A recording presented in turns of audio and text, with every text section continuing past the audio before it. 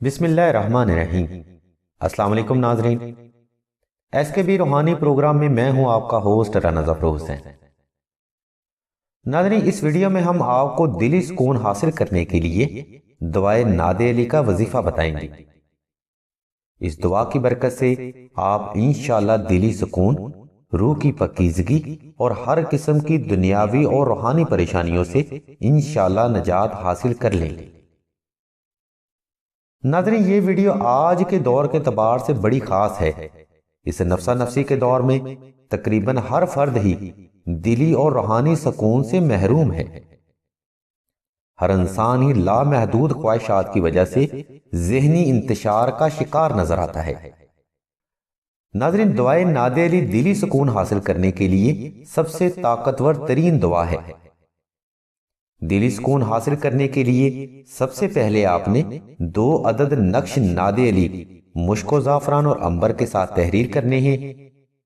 نقش ناد علی تحریر کرنے کے لیے ہم نے لنک اور نمبر ویڈیو کی ڈسکرپشن میں دے دیے ہیں، جہاں پر دی گئی ہدایات کے مطابق عمل کرتے ہوئے آپ نقش ناد علی خود بھی تحریر کر سکتے ہیں، یا مشک و زعفران اور عنبر کا معمولی ہدیہ لاگت ادا کر کے یہ نقش مبارک آپ سلسلہ سے بھی حاصل کر سکتے ہیں۔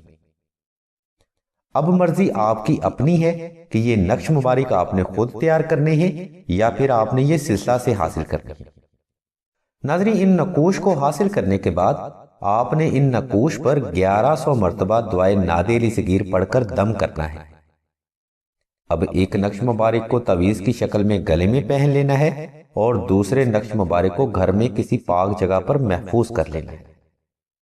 ناظرین، اس عمل کے بعد آپ نے ہر نماز فجر میں 1 بار سورہ یاسین، 72 بار ناد علی صغیر اور 72 بار سورہ اخلاص کی تلاوت لازمی کرنی ہے، اور ہر نماز میں آپ نے 72 بار ناد علی صغیر اور 72 بار سورہ اخلاص کی تلاوت کرنی ہے۔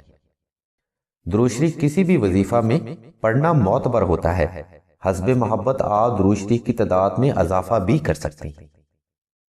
انشاءاللہ اس طاقتور روحانی عمل سے آپ ذہنی اور دلی سکون حاصل کر لیں گے، اور بڑی سے بڑی پریشانی بھی آپ کے ذہن پر حاوی نہیں ہو سکے گی۔